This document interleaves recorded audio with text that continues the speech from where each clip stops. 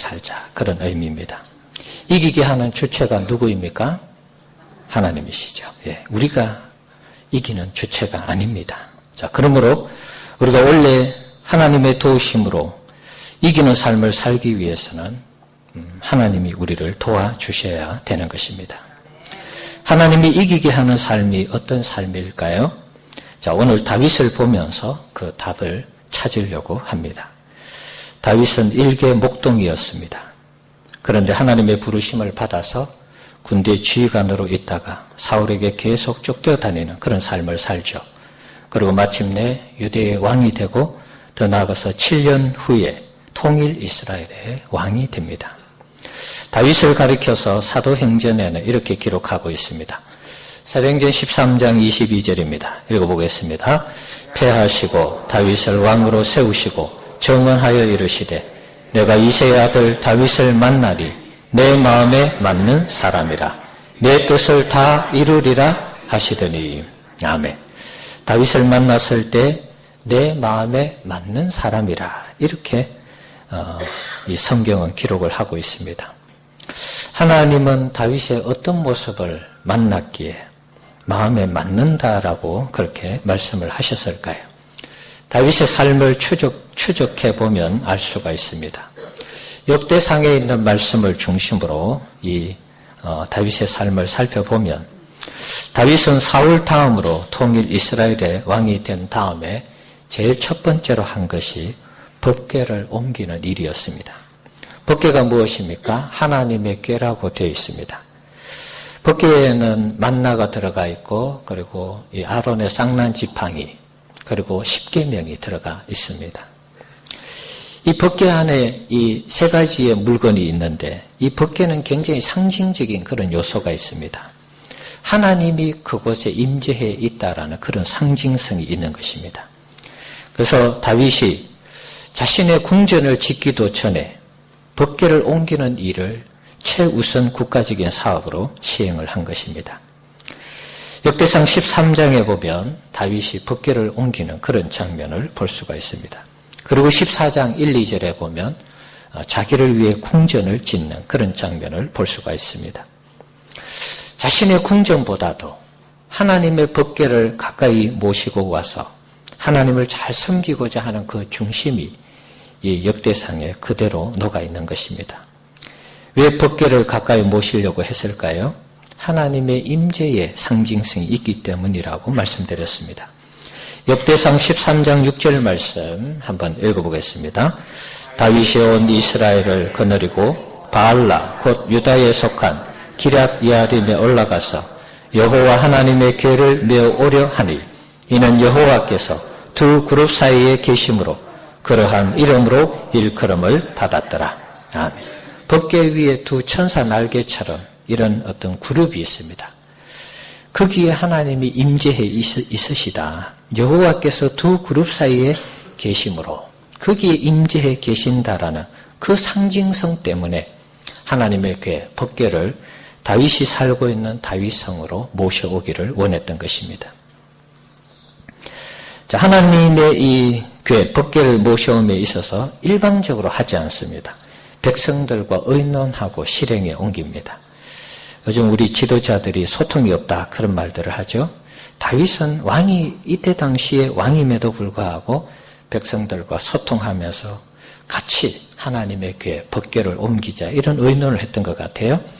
역대상 13장 2절 3절의 내용을 보면 제가 한번 읽어보겠습니다. 다윗이 이스라엘의 온 회중에게 이르되 만일 너희가 좋게 여기고 백성들에게 동의를 구하는 것이죠. 또 우리의 하나님 여호와께로 말미암았으면 여호와께서 우리를 도와주시면 우리가 이스라엘 온 땅에 남아있는 우리 형제 또 초원에 딸린 성읍에 사는 제사장과 레위인들에게 전령을 보내 그들을 우리에게로 모이게 하고 사울 때의 제사장과 레위인들이 다 흩어졌습니다. 하나님을 제대로 안 섬겼기 때문에.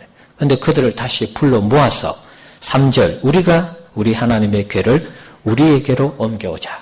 하나님의 궤를 제사장과 레위인들이 다시 옮겨오도록 하자는 것입니다. 사울 때에는 우리가 궤 앞에서 묻지 아니하였느니라. 하나님의 임재의 이 상징인 법궤를 사울은 무시하고 하나님께 여기 와서 하나님께 묻는 기도를 하는 이런 일들이 없었다는 것입니다. 그래서 백성들과 의논하면서 제사장들과 레위인들 다시 모아서 법궤를 옮겨오는 일을 하자 백성들에게 동의를 구했습니다. 그 백성들도 기뻐하는 것이죠. 근데 이제 법궤를 모셔오는 것은 좋았는데 너무 이 급한 마음에 율법대로 모시지 않고 수레에 싣고 오다가 수레가 이제 소가 뛰면서 법궤가 떨어질까 싶어서 우사라는 사람이 손을 대어서 잡다가 그만 그 자리에서 죽습니다. 사실은 법궤는 어깨에 메고 옮겨야 되는 것인데 다윗이 그것을 제대로 이해를 못했던 것 같아요. 그래서 법궤를 옮기다가 말고 오벳 에돔의 집에 법궤를 내려보냅니다. 그리고 수개월이 지났는데 들려오는 소식이 오벳 에돔의 집에 하나님 복을 주셨다 이런 소식을 듣게 됩니다. 그래서 다시 다윗은 마음이 막 뛰기 시작하는 것입니다. 하나님의 마음이 풀렸구나, 그 진노가 풀렸구나 이런 어떤 암시로 받아들인 것이죠. 그래서 다시 법궤를 모셔오는 프로젝트를 가동하게 됩니다. 그래서 이번에는 율법대로 레위인들이 어깨에 메고 이 법궤를 모셔오도록 그렇게 한 것입니다. 그래서 다윗성으로 모셔오는데요. 다윗이 자신의 궁전을 만들 때에 하나님의 궤가 있을 것을 또 미리 준비를 했습니다. 역대상 15장 1절 한번 읽어보겠습니다. 다윗이 다윗성에서 자기를 위하여 궁전을 세우고 또 하나님의 궤를 둘 곳을 마련하고 그것을 위하여 장막을 치고 자신의 궁전을 세울 때에 하나님의 궤가 있을 곳을 미리 준비하고 예비했다는 것입니다. 소위 이 장막이 다윗의 장막입니다. 옛날 과거 성막, 이 법궤가 안치되어 있던 성막하고 또 다른 다윗의 장막입니다. 하나님의 궤가 다윗성에 들어올 때에 다윗은 너무 기뻤습니다. 너무 행복했습니다. 마치 어린아이처럼 기뻐 뛰면서 자신의 성에 하나님이 오시는 그런 어떤 의미를 부여하면서 마냥 좋아했습니다. 아내 미갈이 다윗이 춤추는 것을 보고 업신여길 정도로 다윗은 정말 순수한 마음으로 체면이나 채통은 전혀 아랑곳하지 않고 하나님이 자기와 함께 한다는 것에 대해서 너무나 좋아한 것입니다. 다윗은 하나님 자체를 좋아했다 이렇게 볼 수 있는 것입니다. 하나님이 나와 함께 하신다. 하나님이 내 곁에 계신다. 하나님이 내가 살고 있는 다윗성에 하나님이 들어오신다. 이런 생각을 하니까 너무 좋은 것입니다. 법궤를 안치한 다음 날부터 화목제와 번제를 드립니다. 그리고 레위 사람들을 세워서 하나님의 궤를 잘 섬기도록 만듭니다. 제도적으로 그렇게 만들죠. 그래서 날마다 하나님을 칭송하고 감사하고 또 찬송하게 했습니다. 성가대를 조직하고 악기를 가지고 하나님을 마음껏 찬양하게 했습니다. 역대상 16장 4절 6절에 있는 내용이 그 내용입니다.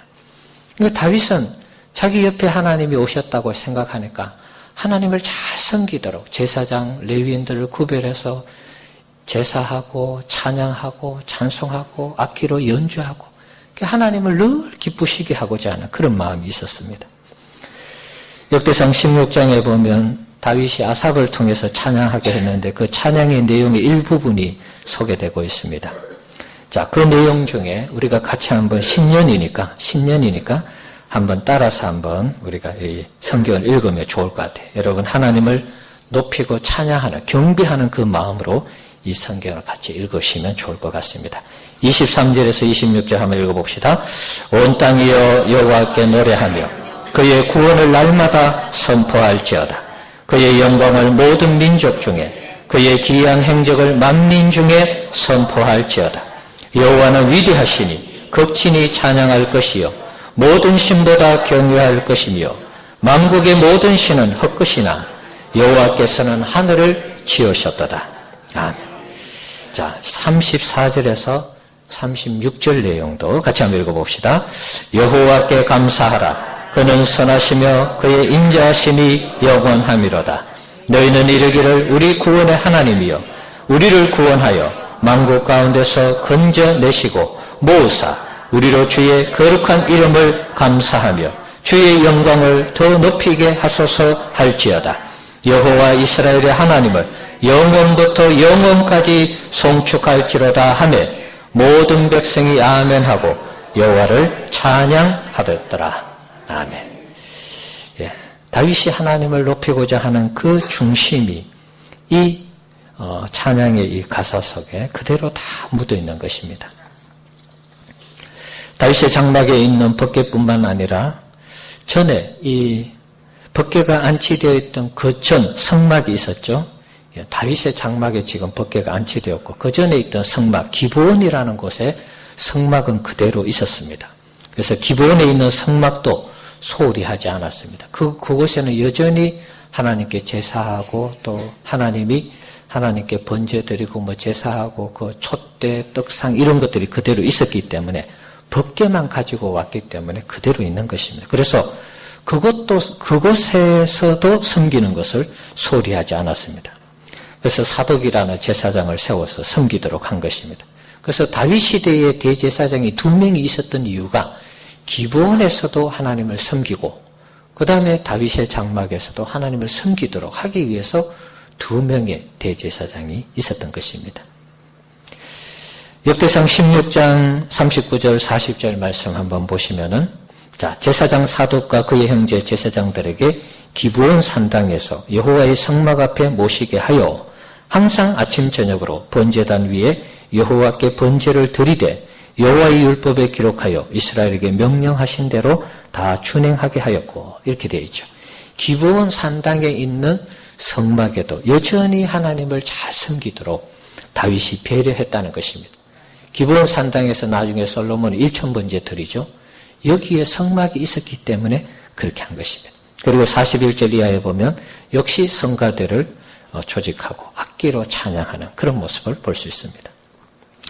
자, 이 정도 되면 다윗이 법궤를 모셔오고 장막을 설치하고 번제와 제사를 매일 드리고 찬송하고 찬양하고 또 과거 구 장막도 잘 섬기는 이런 다윗의 모습, 정말 하나님을 위해서 최선을 다하는 그런 모습이죠. 이 정도도 사실 우리가 따라하기 힘든데 다윗은 어느 날 하나님의 궤가 있는 법궤가 있는 장막을 보면서 이런 생각을 합니다. 역대상 17장 1절 말씀입니다. 읽어봅시다. 다윗이 그의 궁전에 거할 때에 다윗이 선지자 나단에게 이르되 나는 백향목 궁에 거주하거늘 여호와의 언약궤는 휘장 아래 있도다. 아멘. 자신이 살고 있는 집과 하나님의 궤가 머무는 그 장소가 비교가 되는 것입니다. 나는 화려한 궁궐에 사는데 하나님이 계시는 저 법궤의 임재에 계시는 하나님은 텐트, 휘장, 성막, 장막 하여튼 집이 제대로 된 집이 아니라는 것입니다.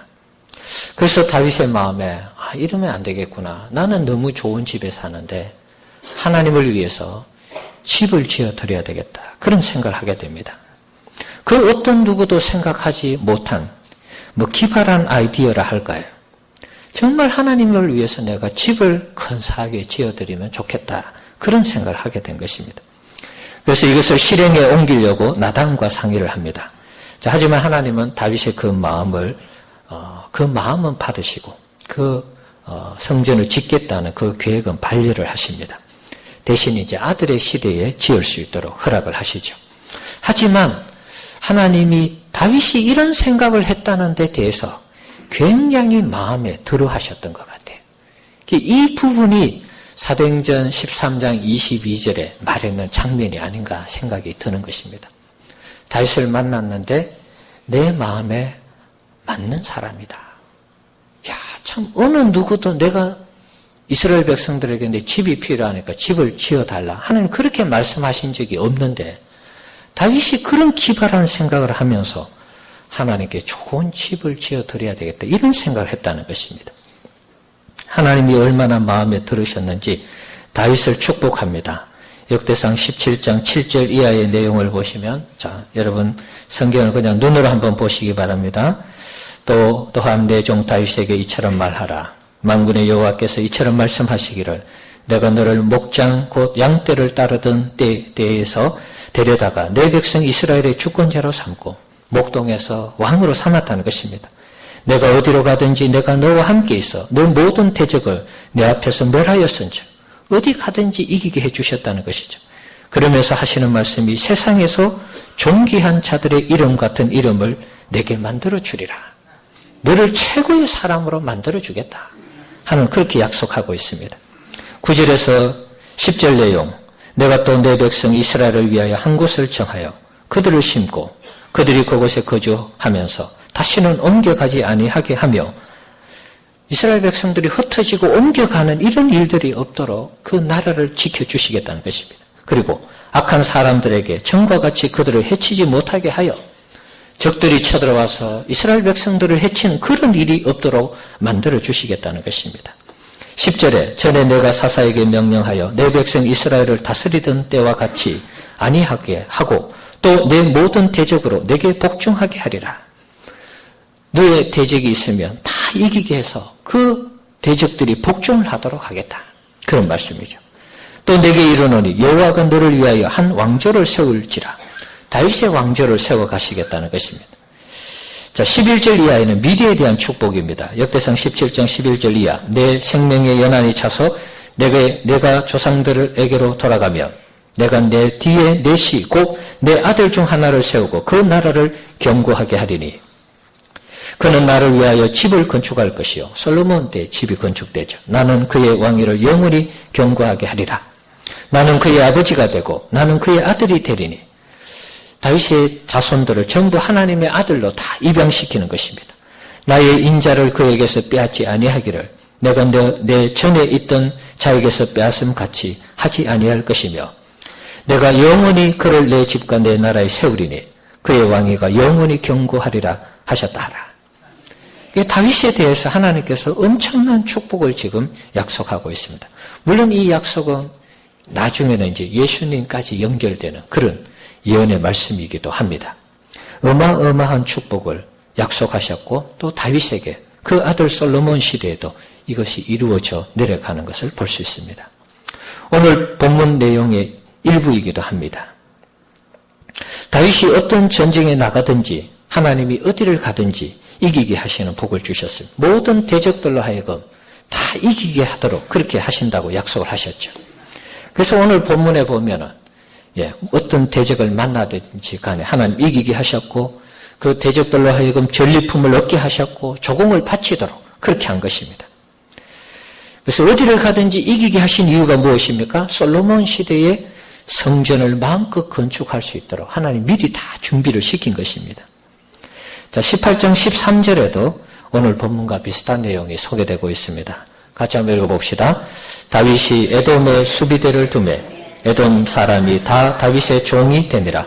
다윗이 어디로 가든지 여호와께서 이기게 하셨더라. 아멘. 역시 같은 성경창에서 두 번에 걸쳐서 다윗이 어디를 가든지 이기게 하셨다라고 기록을 하고 있습니다. 주변에 이스라엘을 괴롭히던 모든 세력들이 다 장악이 되었습니다. 블레셋, 에돔, 모압, 암몬, 아람 늘 이스라엘을 괴롭히던 그런 주범들이지 않습니까? 다윗 시대 모든 나라들이 다윗에 의해서 장악되고 조공을 바치고 굽신거리고 이런 나라가 된 것입니다. 하나님을 위하는 이 다윗의 중심을 받으시고 하나님은 다윗으로 하여금 엄청난 복을 받게 한 것입니다. 다윗은 자신이 죽기 전에 성전 건축을 지시하고 성전을 설계할 설계의 도면까지 솔로몬에게 주었습니다. 얼마나 성전을 자신의 손으로 짓고자 하는 그 중심을 또 읽을 수 있는 그런 장면이죠. 하나님 앞에 기도할 때 환상 중에 하나님께서 다윗에게 성전을 지을 수 있는 설계도를 주셨어요. 자, 역대상 28장 11절 12절 한번 볼까요? 한번 읽어봅시다. 다윗이 성전의 복도와 그 집들과 그 곡관과 다락과 골방과 속죄소의 설계도를 그의 아들 솔로몬에게 주고 또 그가 영광으로 받은 모든 것 곧 여호와의 성전의 뜰과 사면의 모든 방과 하나님의 성전 곡관과 성물 곡관의 설계도를 주고 설계도를 하나님께 영광을 받아서 설계도를 만들어서 줬다는 것입니다. 28장 19절 말씀 한번 읽어봅시다.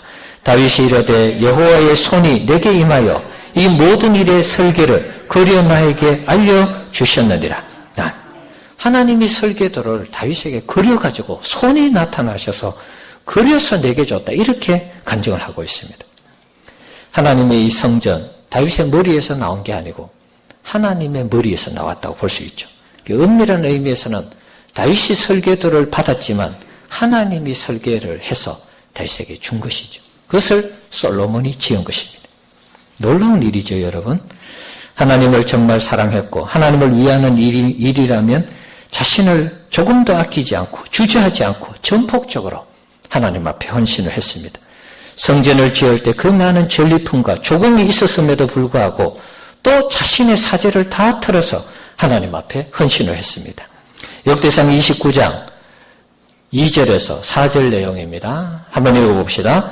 내가 이미 내 하나님의 성전을 위하여 힘을 다하여 준비하였나니 곧 기구를 만들 금과 은과 녹과 철과 나무와 또 만호와 가공할 금은 보석과 채석과 다른 모든 보석과 옥돌이 매우 많으며 성전을 위하여 준비한 이 모든 것 외에도 여기서 잘 보셔야 됩니다. 이미 모든 것을 다 준비해 놨습니다.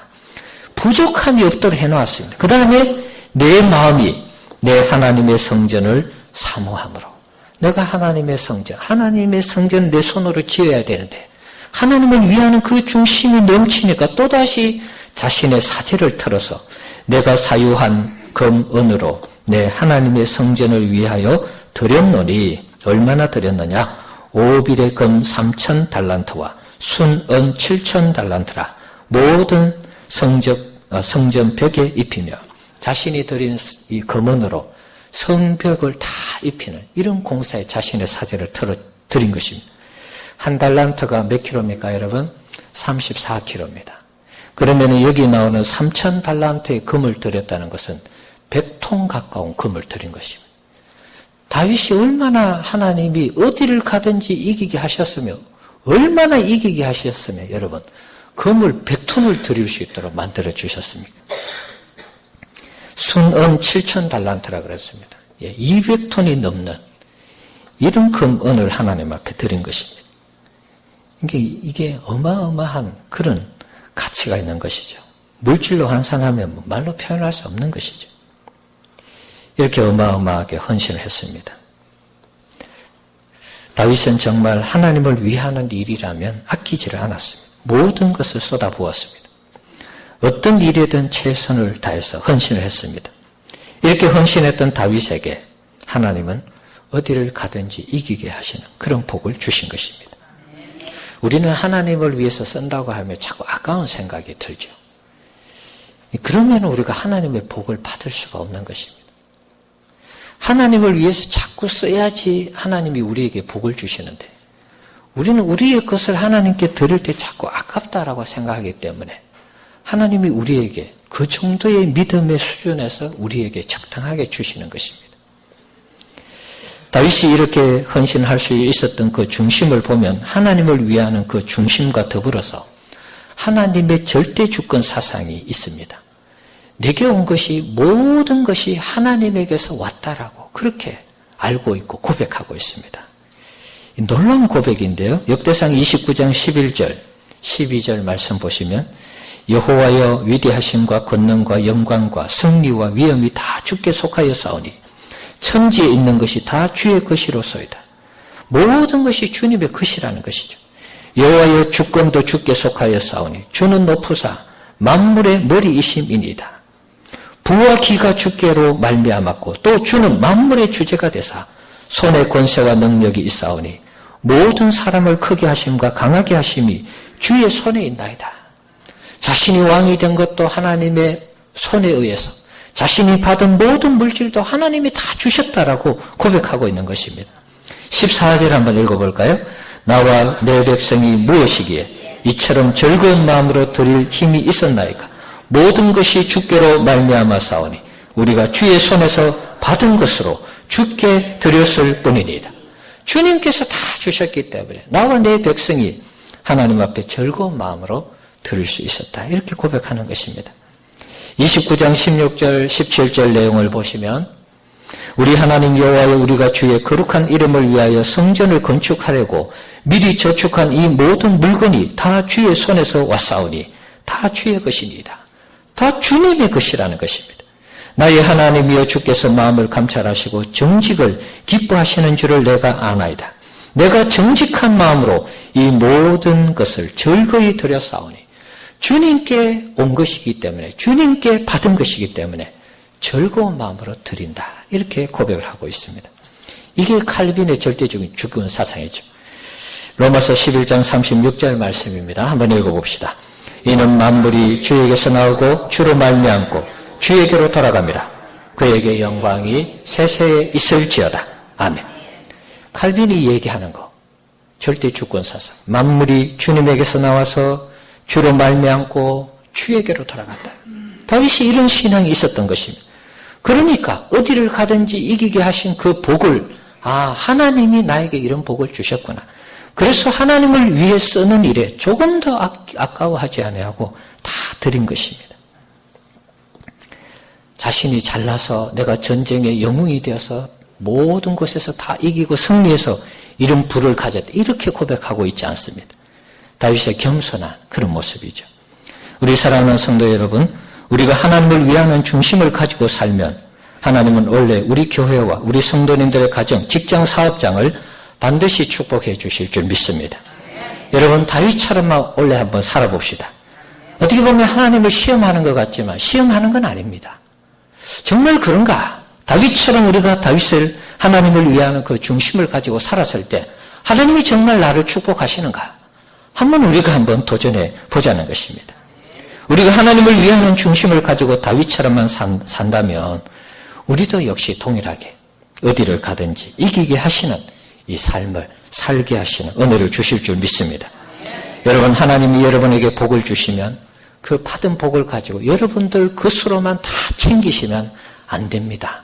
이 사실을 여러분 반드시 기억하셔야 됩니다. 하나님이 여러분에게 복을 주실 때 이건 내가 열심히 해서 내가 지혜를 짜고 밤낮 안 자고 열심히 해서 하나님 이런 물질의 복을 주셔서 틀리지 않습니다. 그러나 그것이 전부가 아닙니다. 하나님이 주신 것입니다. 하나님이 그 일이 되도록 역사하신 것입니다. 사람을 붙여주셨고 일이 되도록 역사하셨고 그 일을 누군가 할 수 있도록 여러분을 밀어주신 것입니다. 이 사실을 기억해야 됩니다. 그래서 하나님께 받은 것을 가지고 나를 위해서 쓰게 되면 하나님이 복 주신 그 의도가 탈색이 되는 것입니다. 그 의도가 변색이 되는 것입니다. 다윗이 만약에 자신이 받은 이 복을 자신만을 위해서 썼다면 어떻게 됐을까요, 여러분? 다윗이 정말 성경에 나오는 이런 하나님 마음에 맞는 사람이 되었을까요? 그냥 세상의 어떤 왕처럼 살다가 죽었다라고 기록했을 것입니다. 다윗은 자신이 받은 복을 하나님을 위해서 드렸습니다. 제가 이 설교를 하는 것을 여러분이 오해하면 안 됩니다. 우리 교회를 목사님 건축할 모양이에요. 건축 안 합니다, 여러분. 제 입으로 절대로 건축하자 말도 안 할 것입니다. 정말입니다. 저는 제 입으로 제가 건축하자 그런 말 안 할 것입니다. 아예 선언을 하는 것입니다. 우리 교회가 미어 터져서 여러분이 하자 하면 그때 하겠습니다. 제가 제 입으로 우리 교회 건축합시다 이렇게 말하지 않겠습니다. 건축하자는 얘기가 아닙니다. 제 이야기는 하나님께 우리의 중심을 드리자 그 이야기입니다. 우리가 하나님을 위하는 중심을 가지고 살아가면 하나님께서 우리에게 반드시 복을 주시는데 그 복을 in my pocket으로 하면 안 된다 그런 말이에요. 하나님께 받은 복을 또 하나님께 드리자 이렇게 말씀드리는 것입니다. 그럴 때 하나님이 또 복을 주는 것입니다. 우리가 하나님께 받은 복을 나만을 위해 쓰면 하나님이 복을 안 주십니다. 잘못하면 그 복이 저주가 되는 것입니다. 갑자기 없던 물질이 너무 많이 생기니까 하나님께서 주셨다고 생각하지 않고 내가 열심히 해서 벌었다고 생각하면 나를 위해 쓰는 것입니다. 그러면 그 물질이 저주가 되는 것입니다. 내가 이 세상에서 떵떵거리며 살아야 되고 내가 잘나야 되고 잘 보여야 되고 좋은 집 살아야 되고 좋은 차 타야 되고 하나님의 나라와 의를 위해서는 아무것도 안 하면 그건 안 되는 것입니다. 여러분 물질을 주시면 좋은 차 타세요. 좋은 집을 사셔도 됩니다. 그러나 여러분 하나님을 위해서도 하셔야 됩니다. 안 그러면 망하는 것입니다. 로또 맞은 사람들이 왜 망하는 것입니까? 어느 날 갑자기 어떤 물질이 생기니까 흥청망청 쓰면서 나중에는 다 도산하고 빚덩어리 위에 앉는 것입니다. 그 물질이 왜 나에게 줬는지를 정확하게 모르기 때문에 그런 것입니다. 저희의 설교가 여러분에게 정말 축복이 되기 위해서는 하나님 위하는 중심을 사시고 하나님이 복을 주시면 다시 하나님께 돌려드리는 우리 성도님들 되시기를 바랍니다.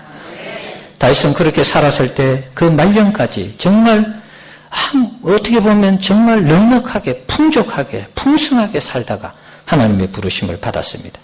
역대상 29장 28절 말씀 한번 읽어봅시다. 그가 나이 많아 늙도록 부하고 종기를 누리다가 죽음에 그의 아들 솔로몬이 대신하여 왕이 되니라. 하나님을 위해서 5,000달란트 금을 내고 7,000달란트 은금을 다 냈지만 다윗이 거지가 된 게 아닙니다. 죽을 때까지 늙도록 부하고 종기를 누리다가 하나님 부르심을 받았습니다. 하나님께 드리는 걸 여러분 아까워해서는 안 됩니다. 인생 말년에 비참하게 여러분의 인생이 끝나면 여러분의 받은 복이 안 되는 것입니다. 오히려 그것은 저주가 되는 것이죠. 잘 나가다가 마지막에 완전히 뒤집어지는 거. 그건 축복이 아닌 것입니다. 주님을 위하는 중심을 가지고 우리가 신앙생활을 한다면 2017년도는 저는 정말 그렇게 기대하고 있습니다. 하나님이 우리 성도님들을 축복해 주실 줄 믿습니다. 그럼 기대하시고 기도하시기 바랍니다.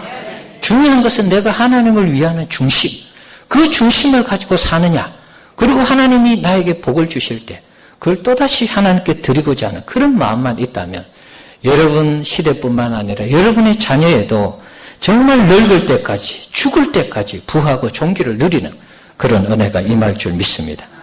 2017년도 함께 하실 주님을 기대하시면서 어디를 가든지 이기게 하시는 이 하나님의 은혜와